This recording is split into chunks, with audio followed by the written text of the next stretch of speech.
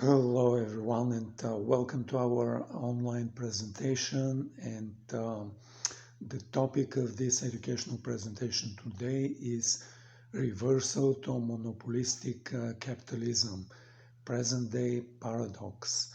My name is Paul Arsov and I'm the founder of the Decentralized Web project.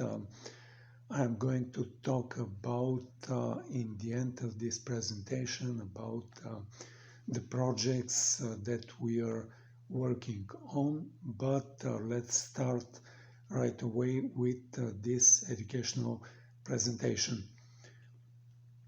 In the annals of economic history, a few concepts have been as fiercely debated, legislated against, and yet persistently re-emerged as monopolies. One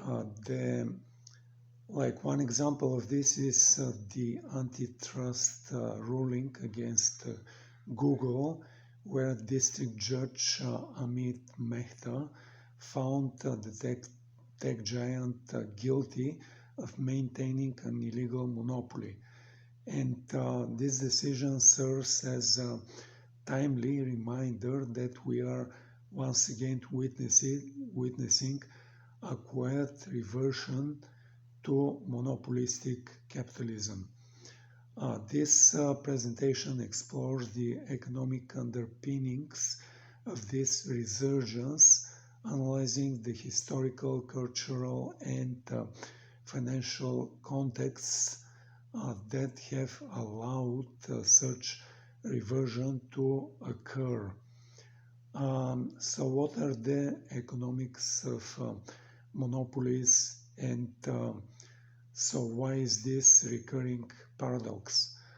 The market dominance of companies like Google, Nvidia, Apple is not merely a byproduct of superior products or services.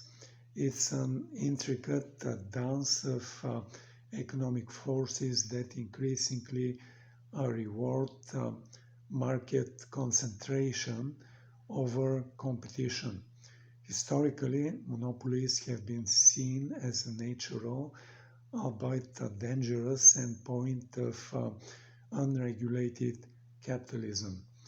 In the late 19th and early 20th centuries, the end was marked by the rise of industrial giants like Standard Oil and US Steel, whose monopolistic practices prompted the first wave of antitrust regulation, most notably the Sherman Antitrust Act of 1890s. Yet, despite these efforts, monopolies have not only persisted but thrived in the 21st century. The reason for this can be traced back to the fundamental economic principle that in markets characterized by high fixed costs and low marginal costs, such as those found in technology and digital platforms, the incentives naturally favor the creation for monopolies. For instance, Nvidia dominance in the AI processing market is not merely a function of its superior GPU technology, but also the result of the network effects and economies of scale that have allowed it to lock out competitors. Consider the statistics. Nvidia sold approximately 200,000 of its H100 GPUs to Microsoft and Meta, Facebook alone, each priced at $25,000. With production costs significantly lower, this creates margin that not only solidifies NVIDIA market position, but also exemplifies the economic efficiencies that monopolies can achieve. Efficiencies that paradoxically both justify their existence and necessitate their regulation. But what is historical context of the monopolistic cycle? To fully understand the current monopolistic landscape, we must revisit the historical cycle of monopoly formation, regulation, and reformation. The late 19th century, often referred as the Gilded Age, saw unprecedented economic growth alongside the rise of powerful trusts. These monopolies were born from the rapid industrialization and the absence of robust regulatory frameworks, leading to the concentration of wealth and market power in the hands of very few. The subsequent backlash, culminating in the antitrust movements of the late 19th and early 20th centuries, was driven by the recognition that unchecked monopolies were not only economically detrimental but also politically destabilizing. The breakup of Standard Oil in 1911 and AT&T in 1984 were landmark events that temporarily curtailed monopolistic power, ushering in periods of increased competition and innovation. However, the late 20th and early 21st centuries have witnessed a reversal of this trend. The deregulation wave of late 1980s, coupled with globalization and the rise of digital economy, has led to a new breed of monopolies, ones that are more subtle yet equally pervasive. Companies like Google and Apple have leveraged their dominance in specific niches, search engines and operating systems respectively, to create economies and ecosystems that are virtually impenetrable for new entrants. The cyclical nature of monopolistic capitalism raises a critical question. Are we destined to repeat the mistakes of the past, or can we learn from history to forge more balanced economic future? So we would be looking also at the financial dynamics of modern monopolies. At the heart of the modern monopoly is a financial dynamic that both sustains and exacerbates market concentration. The availability of cheap capital, particularly in the aftermath of the 2008 financial crisis, has enabled large corporations to engage in aggressive acquisition strategies, buying out potential competitors before they can pose a serious threat. Consider the following. Global mergers and acquisitions volume has tripled over the last 2 decades, reaching over $2.6 trillion in 2021 alone. This surge in merchant acquisition activity has been driven by the ready available cheap debt, which has allowed companies to finance acquisitions at historically low costs. The acquisition of YouTube by Google in 2006, long before the platform became profitable, is a prime example of how large tech companies have used this strategy to eliminate competition and entrench their market positions. Furthermore, the rise of private equity has added another layer to this dynamic.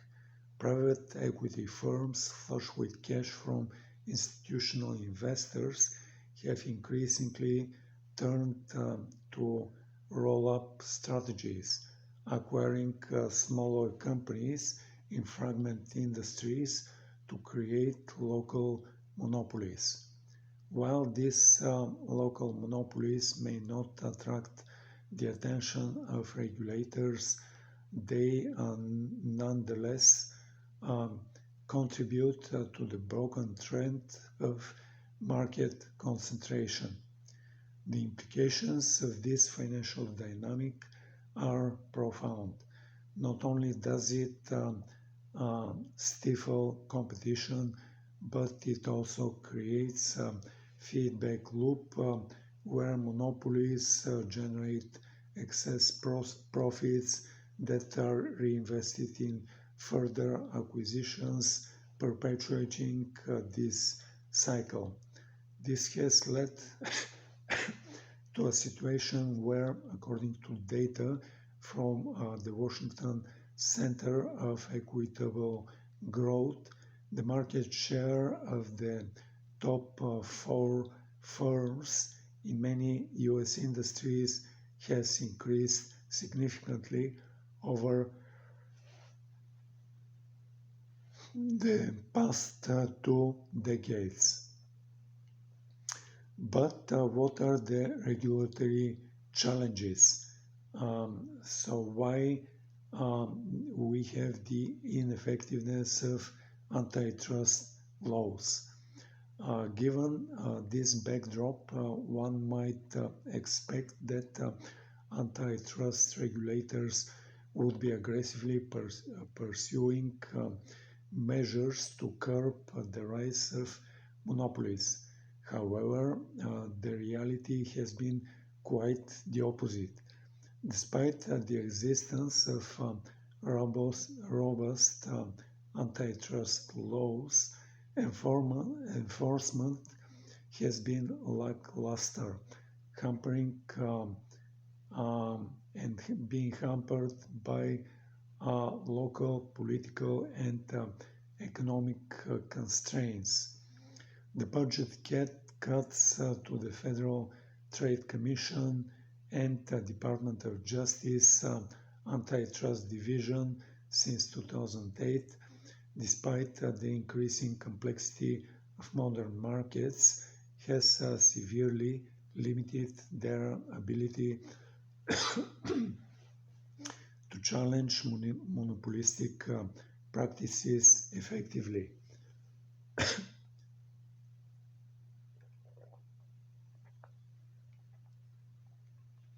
Moreover, the revolving door between regulatory agencies and the private sector has created a situation where regulations are often more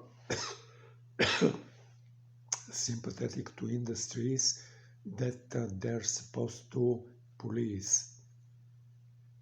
The regulatory failure is exemplified in the fact that many of the monopolies that were broken up in the 20th century such as AT&T, has gradually reconstituted themselves through mergers and acquisitions. The fact that these companies have been able to do so with little resistance suggests that the current antitrust framework is ill-equipped to deal with the reality of the modern economy. But what are the broader economic implications? The resurgences of monopolies has far-reaching implications for the global economy. While monopolies can drive innovation and efficiency in the short term, their long-term impact is often negative. Market concentration leads to reduced competition, which in turn stifles innovation and leads to higher prices for consumers. Moreover, monopolies can exacerbate income inequality by concentrating wealth and power in the hands of a few, creating a class of corporate oligarchs who wield disproportionate influence over both the economy and politics. In addition to these economic concerns, the rise of monopolies also poses a threat to democratic institutions. As corporations grow in power, they can exert undue influence over the political process, shaping policies in ways that benefit their interests at the expense of the broader public. This has led to a growing calls for a new wave of antitrust reform, one that takes into account the unique challenges in our digital age. So, what is the conclusion? So, are we going towards a new economic equilibrium? The current monopolistic landscape is not an inevitability, but a product of specific economic, financial, and regulatory dynamics. Addressing these challenges requires a multifaceted approach, one that involves not only strengthening antitrust enforcement, but also rethinking the broader economic policies that have allowed monopolies to flourish. As we look to the future, it is crucial that policymakers learn from the past. The lessons of the Gilded Age and the Progressive Era are as relevant today as they were over a century ago. If we are to avoid repeating the mistakes of the past, we must act now to restore balance to the economy and ensure that the benefits of capitalism are shared more equitably among all members of the society.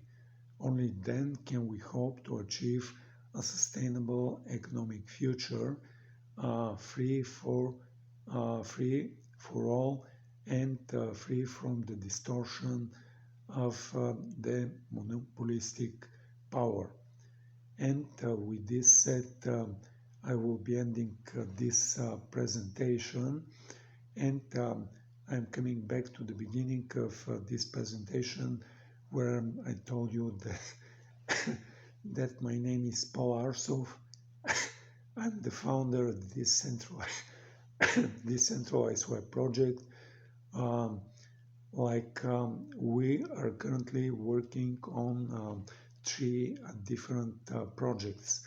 The first project that I like to mention is our NFT marketplace and collection of NFTs which are based on three-dimensional objects. With three-dimensional objects, there has to be special software which loads the 3D object, then it opens a window and it places the 3D object in this window, and then it can do some manipulation as movements and animation of this three-dimensional object.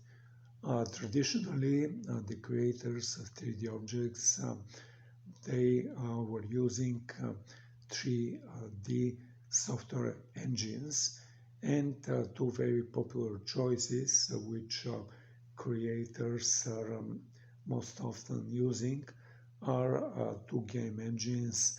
One of them is called Unity and the other one is called Unreal.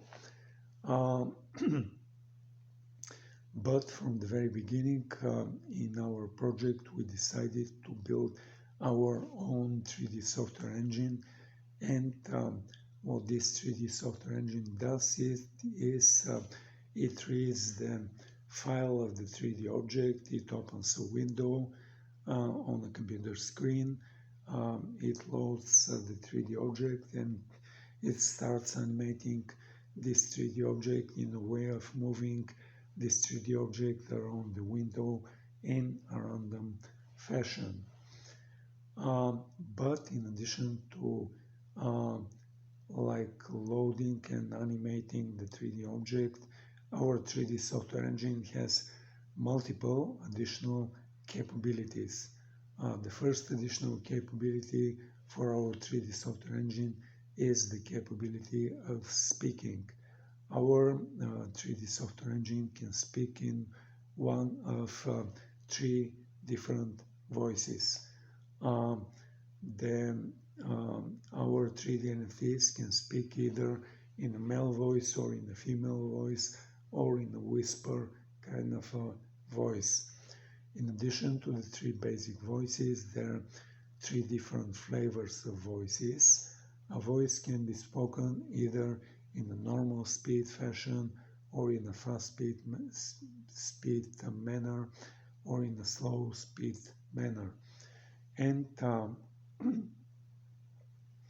if we take, for example, a male voice and it is spoken in a slow speed manner, then this voice can come as the voice of a masculine person or the voice of an old person. So if on the other hand we take a female voice and it is spoken in a fast speed manner, then this voice can come as the voice of a funny person or the voice of a little girl. The second additional and important capability for our 3D NFTs is the capability of voice recognition.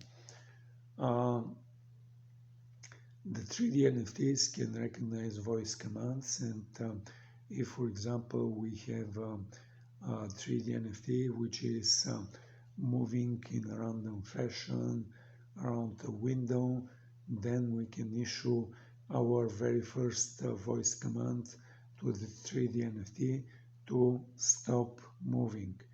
And then the 3D NFT is going to stand still and stop moving. We can issue then following voice commands to the 3D NFT to move left, move right, move up, move down, zoom in, zoom out, rotate. And then the 3D NFT is going to fulfill each one of these separate voice commands and like move left, then move right, move up, then move down, come closer, zoom in, go further away, zoom out, and start rotating. The next additional important capability for our 3D NFTs is the capability of them having a basic artificial intelligence. Wow, really, wow. You can ask the 3D NFT what is your name, and then the 3D NFT is going to reply with their name. You can ask the 3D NFT who are you, and the 3D NFT is going to describe in a few sentences about who they are. You can ask the 3D NFT to describe something. For example, describe Web3, or describe decentralization, or describe Russia. And then the 3D NFT is going to describe in few sentences about Web3, or about decentralization, or about Russia. The last but not least important capability for 3D NFTs is the capability to display them in a way of stereoscopics.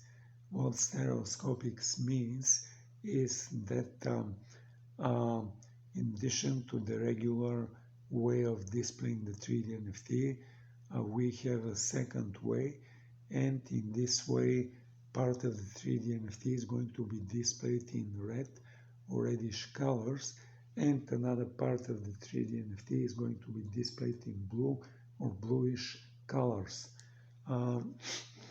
Then we can you can come to our 3D NFT marketplace, and now is probably the time to tell you about the name and the URL of our 3D NFT marketplace. It is 3dnft.decentralizedweb.org. 3D NFT is typed in a way of the number 3 followed by the letter D followed by 3 other letters NFT, and it is altogether 3D NFT. Then there is dot, then there are two words, decentralized and web. They're all together, decentralized web. Then there is dot, and it ends with org. Once again, 3dnft dot decentralizedweb.org. On the top of the main page and every other page, there are a number of links, and one of these links points to accessories. When you click on this link, you're going to see that we are offering special glasses. You can click and order one pair of these glasses, and when you receive these glasses, you're going to see that one lens of these glasses is red and the other lens of these glasses is blue. Then you can put these glasses on. You can request a displaying of the 3D NFT in a way of stereoscopics, and then you're going to see the 3D NFT as coming out of the flat two-dimensional computer screen, and you're going to see it in real 3 dimensions. With this said, I'm ending talking about our 3D software engine and our collection of 3D NFTs, but I like to tell you a little bit about our 3D NFT marketplace. In our 3D NFT marketplace, we have our own blockchain instance, and this blockchain instance runs Ethereum software. This is the same software which runs on Ethereum mainnet. It runs Binance Smart Chain, it runs Polygon Matic chain, it runs Avalanche Avax chain, and many others, famous and not so famous blockchains in existence today.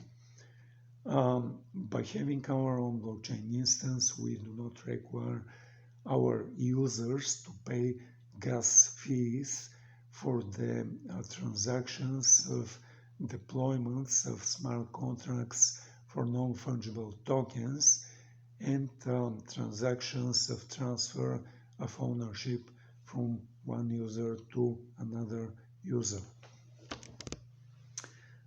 In this way, we're detaching payment for buying and receiving proceedings from sale of the non-fungible tokens from a single crypto coins, and now we allow buying and selling of 3D NFTs in 4 different crypto coins. The current choices include Solana Sol, Polygon Matic, Avalanche Avax, and Qcoin, which is a big centralized crypto exchange. They have a coin called KCS.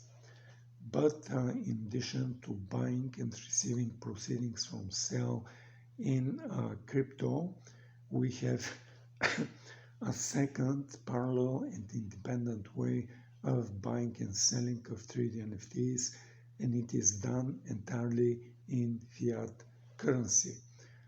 So I can give an example. Let's say you're a user, you come to our 3D NFT marketplace, you click on the composite image of our very first collection, you're seeing all of the objects of 3D NFTs in our first collection, and you see and you click on one 3D NFT that you like. Then you are going to see a short video of the 3D NFT as it is moving, and then you are going to see drop down menu which asks you to select between 4 different crypto coins, and the fifth choice of buying with fiat currency.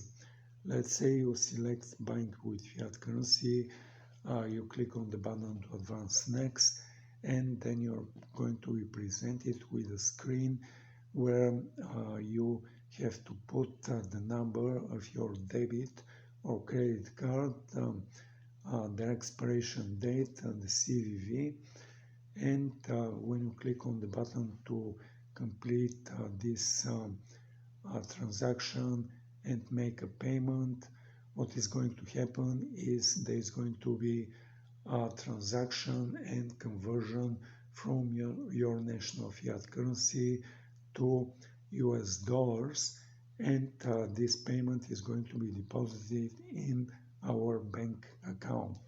What is going to happen then is we are going to have a second action and a transaction of transfer of ownership, for the initial ownership from our 3D NFT marketplace to you, and now you become the user of this 3D NFT. So let's say you play with this 3D NFT for a while, and then you decide to put this 3D NFT for sale. You decide on the price you put for sale, and let's say there's a second user who comes to our 3D NFT marketplace. They browse through the collection of the 3D NFTs, and they see and they like the particular 3D NFT that you put for sale. So let's say the second user clicks on this 3D NFT. They go through the same drop-down menu with asking for payment either in crypto or in fiat currency. So let's say this second user selects payment with fiat currency.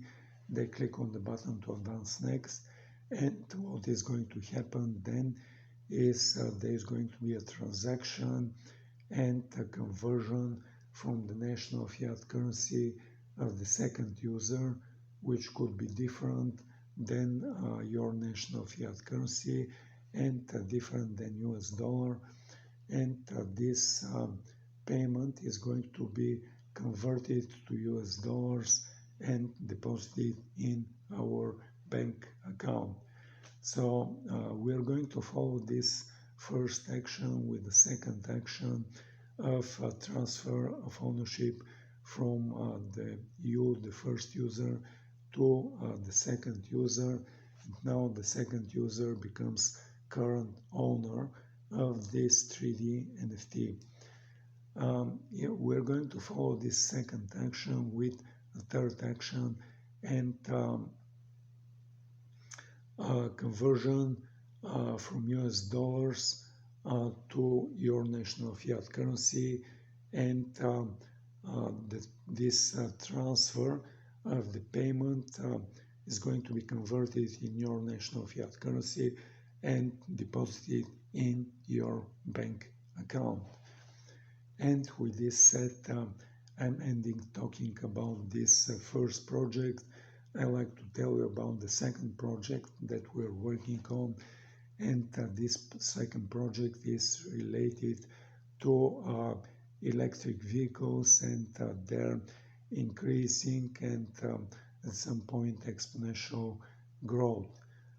Currently, electric vehicles charging is handled in a way similar to the gas station model, which is a way of fueling internal combustion engines currently.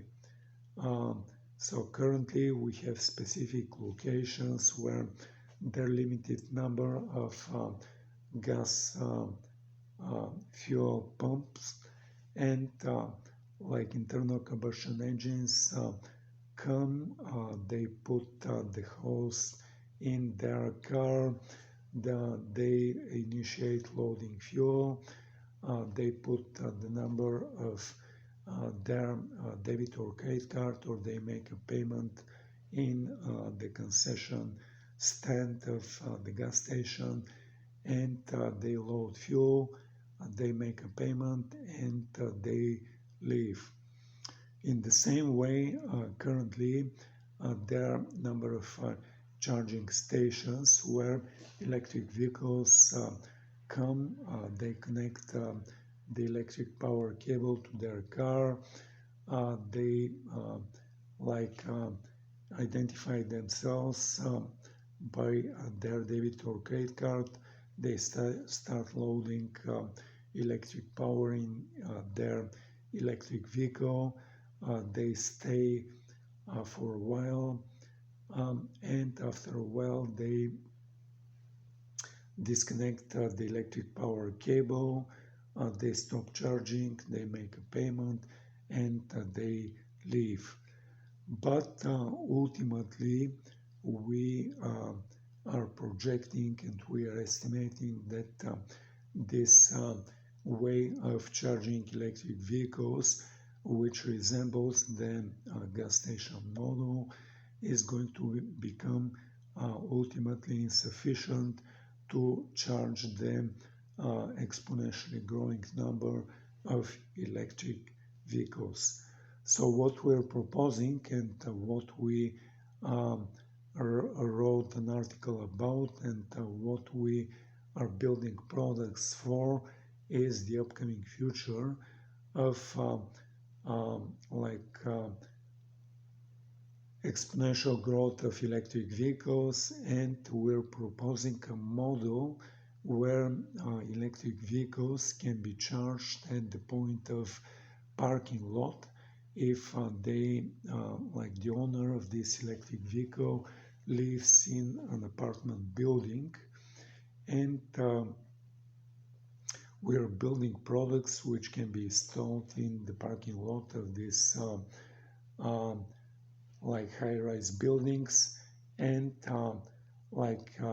owners of electric vehicles, they can come in the evening, and they could also leave their vehicle in on the weekends to charge, and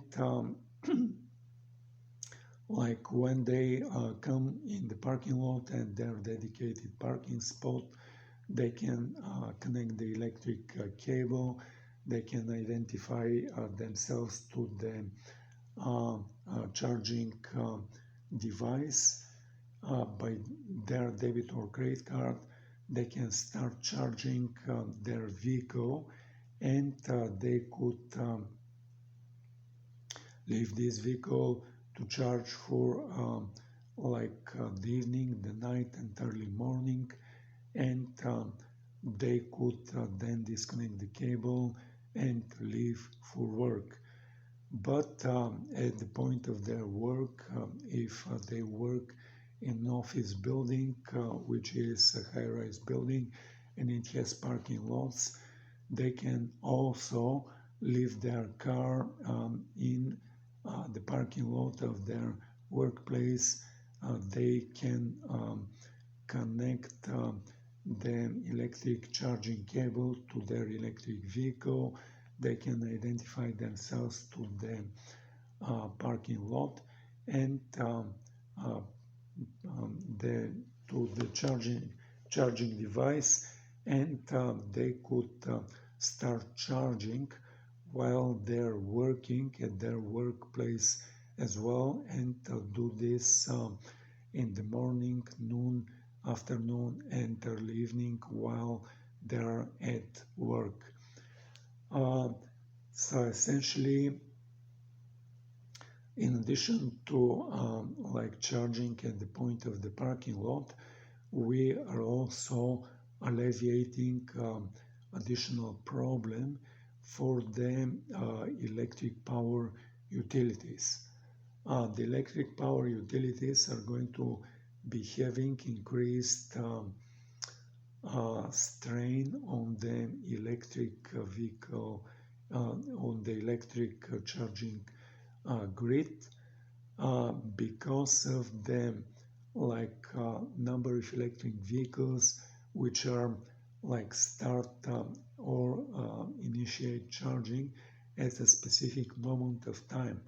So let's say the electric vehicle come back from work at 6 o'clock in the evening, and they are going to want to start at this specific moment, or they are going to want to start charging at probably midnight, when is the start of the cheaper rate for electric power, or the moment when they come to work, at 9 o'clock or shortly before 9 o'clock. At these three different points, close to 9 o'clock, around 6 o'clock in the evening, and around midnight, we anticipate that there is going to be increased strain on the electric grid, and problems for the utility providers. So what we are going to be having in our electric charging products and stations that we're building is that they're going to be Wi-Fi connected, and they could provide feedback to the electric power utility, and they could provide capability for the electric power utility to request the switching at the specific moment of time, which are going to help them to bring electric generating capabilities before the strain, before there's a strain to electric power grid. And there has to be always balance between the demand for electric power and the electric power generation. If there's a misbalance between the generation and consumption capabilities, then we are going to experience this balance, and this can lead to electric power outages, and we do not want to reach This because of the strain created by electric vehicles. With this said, I'm going to tell you the name and the URL of this second project that we're working on. It is power.rstack.com. Power is the ordinary word for power, then there is dot, then I can spell the abbreviation of this. It is Alpha Romeo Sierra Tom Echo Charlie Hotel, and altogether it is rstack, then there is dot, and it ends with com. Once again, power.rstack.com. With this said, I like to tell you about the third project that we're working on, and this third project is called Elements of Artificial General Intelligence. In this project, we're working on specific things like voice synthesis, voice recognition, like image and vision capabilities for the artificial general intelligence project and product that we are going to be releasing. The point of this project is creating one or multiple devices which are outfitted with this software which brings artificial general intelligence capabilities, and these devices are going to be robotic devices which include vision, speaking, voice recognition, and movements, and like image detection, and image classification, and etc. Like we are in the initial phases of this project, we did not create yet a website for the project, but we are going to be starting to post releases for this project at GitHub, and people could download and evaluate these elements for artificial general intelligence. With this said, I'm ending this presentation. Thank you for coming. Thank you for viewing. Have a nice day. Have a nice evening, and goodbye.